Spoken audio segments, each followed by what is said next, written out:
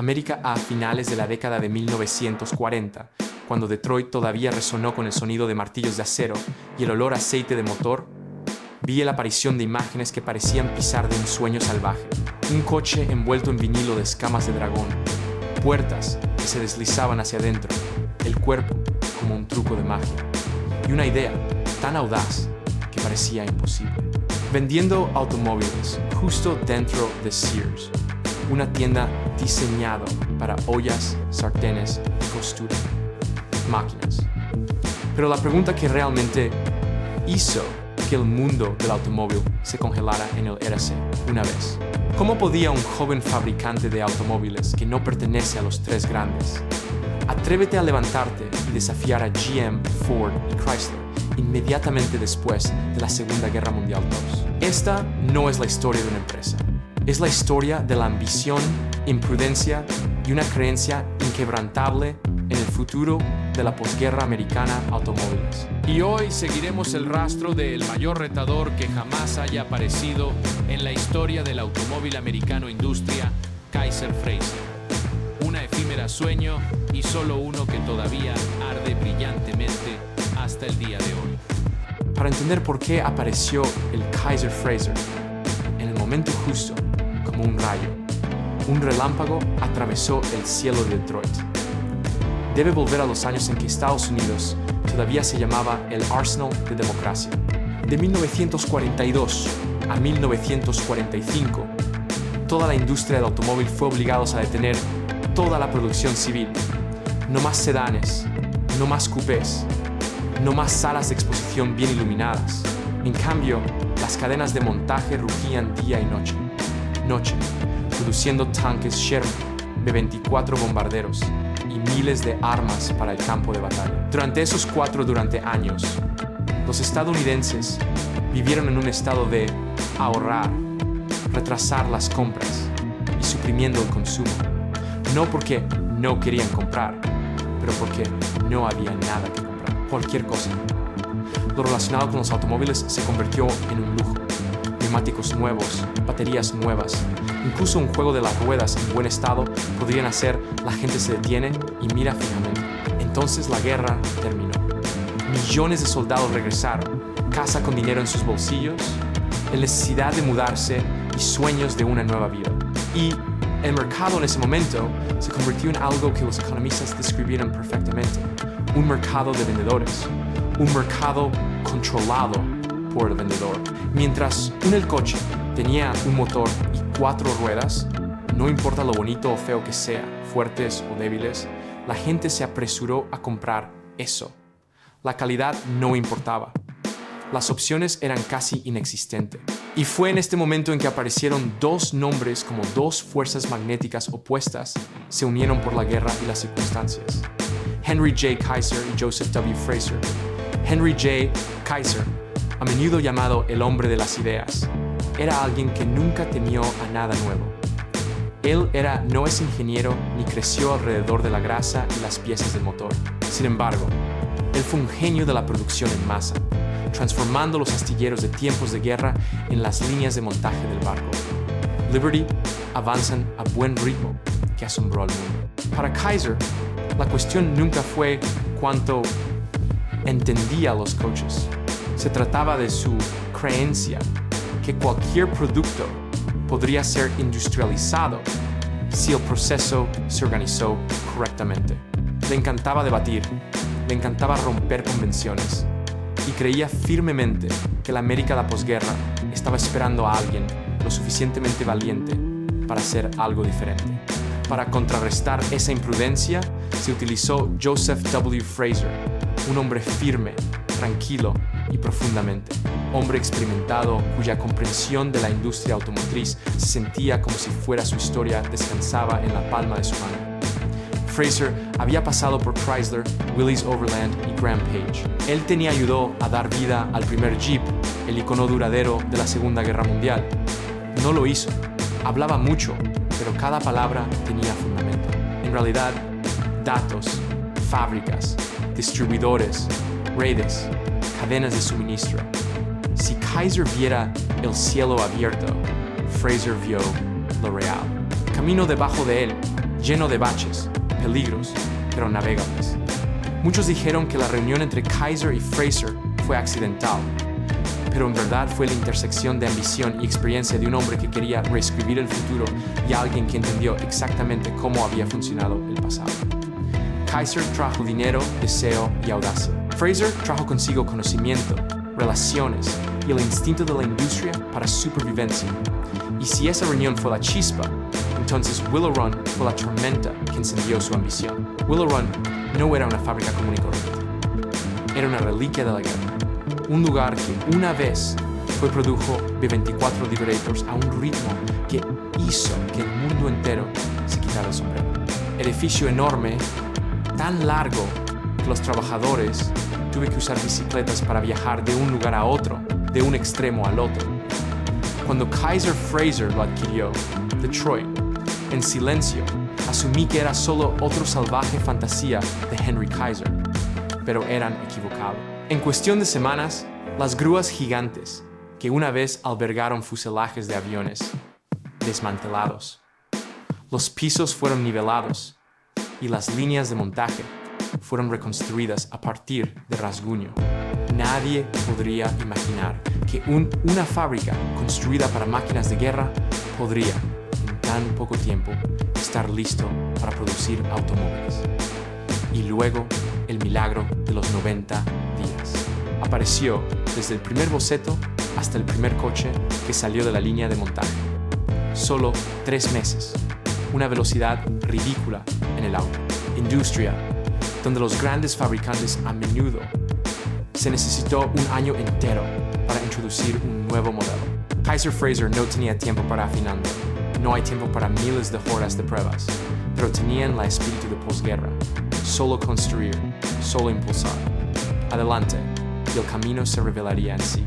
El resultado fue una serie de sedanes con diseño de pontón, también conocido como estilo envolvente, un estilo visual filosofía que insufló futuro en un Detroit, que todavía se aferra al diseño hábitos de la década de 1930, mientras que Ford, GM y Chrysler permanecieron fiel a los guardabarros separados, rueda arcos que sobresalían como 2 hombros atornillados a la carrocería.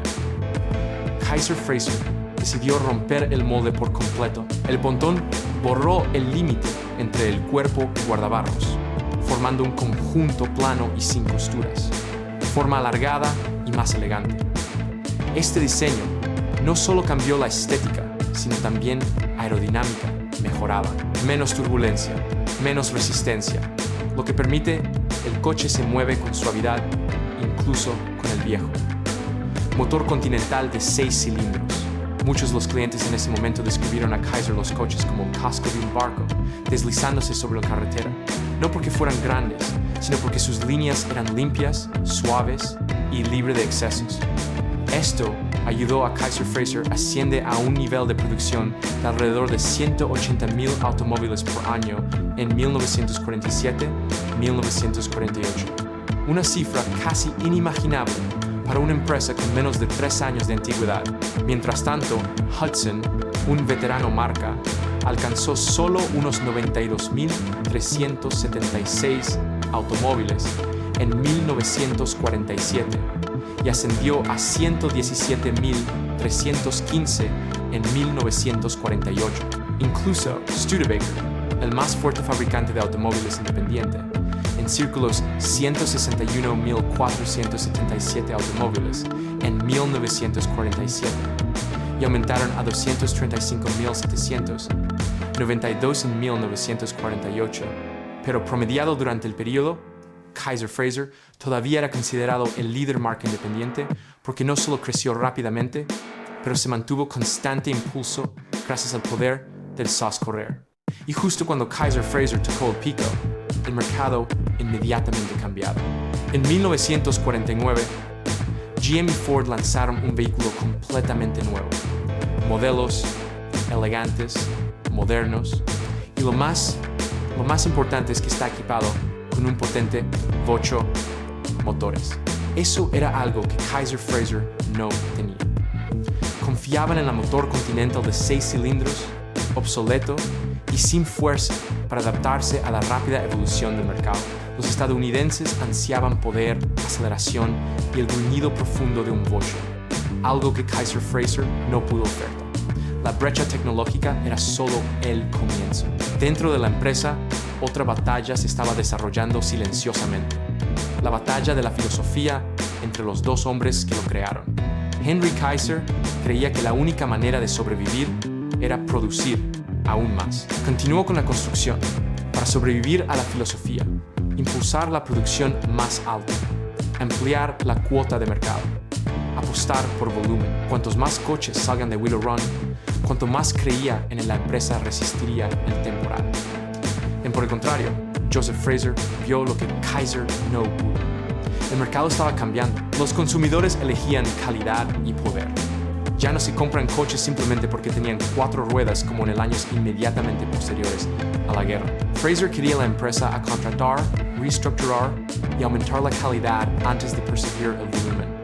Para él, acelerar ahora no era una buena idea, diferente a conducir directamente hacia un pared.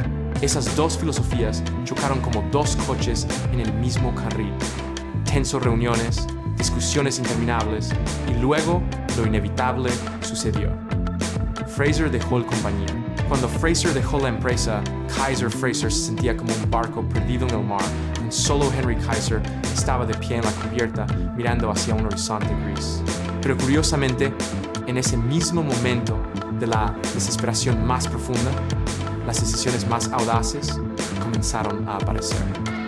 Henry Kaiser comenzó liderando a la empresa hacia una cultura creativa, viaje y lleno de riesgos. Uno de esos, las ideas eran un coche que creía que podía tallar un camino diferente a través de la tormenta mercado. Un sedán que podría transformarse. Sus ingenieros crearon un modelo único de 2 piezas, portón trasero.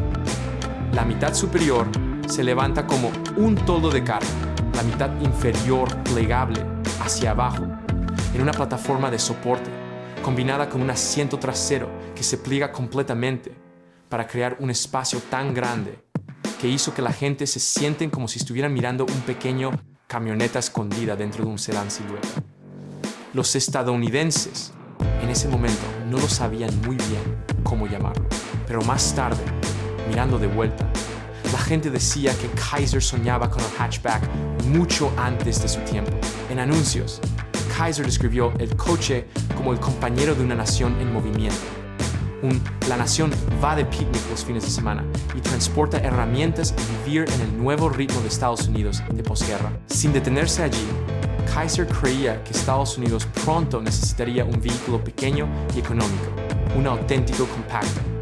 El problema era que él era cierto, demasiado pronto. Cuando apareció Henry J., los estadounidenses todavía estaban fascinados por los grandes coches cargados de cromo. Henry J. era lo opuesto, pequeño, minimalista, despojado de lo esencial extremo, carente incluso de un convencionalismo tapa del maletero. La gente estaba desconcertada. Ellos querían un coche barato, pero no uno que les hizo sentir privados de cosas que se creía que debería ser estándar. Y luego, como si la historia necesitara un extraño aún más. Guido, Kaiser decidió vender una especial versión de Henry J. dentro de Sears Grandes Almacenes. Los autos Allstate con neumáticos Sears, baterías Sears y los componentes de Sears se convirtieron en una empresa automotriz leyenda. Algunos mecánicos incluso se negaron a trabajar en ellos porque no sabían qué estándares tiene un coche de supermercado. Seguido, fue el momento en que la creatividad del Kaiser llegó hasta lo más profundo línea entre la brillantez y el ir un poco más allá, demasiado lejos. Pero si el Henry J. era un testimonio de una practicidad audaz, entonces el dragón Kaiser llevó un estado de ánimo completamente diferente. El primero, el elemento impactante fue el vinilo de bambú, que cubría la carrocería y el interior. No era cuero ni tela real, era un material patentado de bambú, con flujo, líneas de grano, dándole al coche un aspecto que era extraño, lujoso y absolutamente diferente a todo lo que sale de Detroit en el tiempo, sentado dentro de un dragón de fiel. Es más como entrar en la cabina de un complejo turístico tropical que un sedán americano. Y la audacia no se detuvo allí. adorno del capó y emblemas laterales de los dragones estaban bañados en oro de 24 quilates. Declaración de lujo tan audaz que incluso Cadillac tuvo que tomar nota. Cada detalle en el interior, los patrones, los tableros, las costuras, fueron diseñadas como si el coche llevara un adorno kimono oriental. Y cuando parecía nada, podría volverse más inusual. El Kaiser produjo la impresionante final. Nada. El Kaiser Darren 161. Su carrocería de fibra de vidrio era ligera como una pluma, sus curvas suaves como el viento, su inclinación Darren fluyendo a lo largo del costado, como si el auto se movían incluso estando quietos. ¿Pero qué? La gente recuerda más que nada las diapositivas. Impuertas. No se abrían hacia afuera, no balanceándose hacia arriba. Desaparecieron en el cuerpo como un acto de magia. No era solo mecánica, era un poema escrito en metal y fibra de vidrio. En ese momento, Kaiser Frazer no estaba solo construyendo autos. Estaban creando arte. Sin embargo, la belleza por sí sola nunca podría superar la dura realidad del mercado estadounidense a principios de la década de 1950. Bajo ese capó liso, solo había un 90 motor de caballos de fuerza prestado de Willys. Demasiado débil cuando se coloca al lado del otro Chevrolet Corvette más potente. Los estadounidenses estaban fascinados con la velocidad, mientras que el Kaiser Darren poseía solo frágil belleza.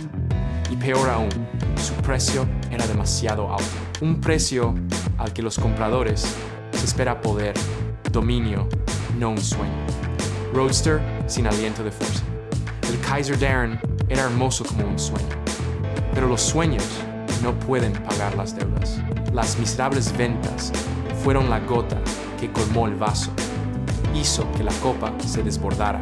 Y como una triste película, cuando los esfuerzos finales del Kaiser Frazer todavía no se pudo dar la vuelta al mercado americano alrededor, la verdad última lentamente se reveló. Ya no tenían la fuerza para permanecer en una batalla donde los tres grandes se habían apoderado de toda la arena. Pero antes de dejarlo ir, Henry Kaiser hizo un movimiento importante, una táctica audaz que la gente todavía hoy se debate, preguntándose si fue un error o el mismo acto que permitió que su legado sobreviviera a través del tiempo. Fue la adquisición de Willys Overland, el padre del legendario Jeep. Financieramente, el acuerdo fue un carga. El Kaiser Frazer se estaba quedando sin capital, mientras que Willys necesitaba un milagro nada menos. Pero sin querer, el error sentó las bases para el futuro. Jeep se convirtió en el único restante diamante cuando la corona del Kaiser Frazer tenía ya destrozado. Para 1954, el mercado había caído en una brutal guerra de precios. Ford y GM lanzó nuevos modelos con precios muy bajos, prácticamente aplastaron a todos los fabricantes de automóviles independientes. Nash, Hudson, Studebaker, todos se tambalearon.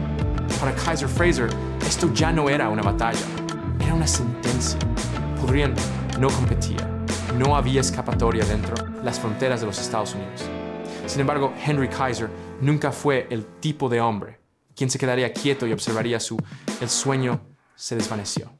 Decidió hacer algo. Nadie esperaba desmantelar toda cadena de montaje, enviarlo a través del océano a Sudamérica y construir una nueva vida en Argentina. Allí, en un mercado joven pero hambriento, la empresa pasó a llamarse ICA Industries Kaiser, Argentina. Y curiosamente, en un lugar a miles de kilómetros de Detroit, Kaiser fue recibido como el padre de la industria automotriz argentina. Mientras el nombre Kaiser Frazer desapareció de calles americanas, volvió a subir en Sudamérica, América como una semilla que se niega a morir, simplemente buscando tierra nueva para mantener creciendo. En este momento, mirando hacia atrás, a toda la historia del Kaiser Frazer, la hacemos.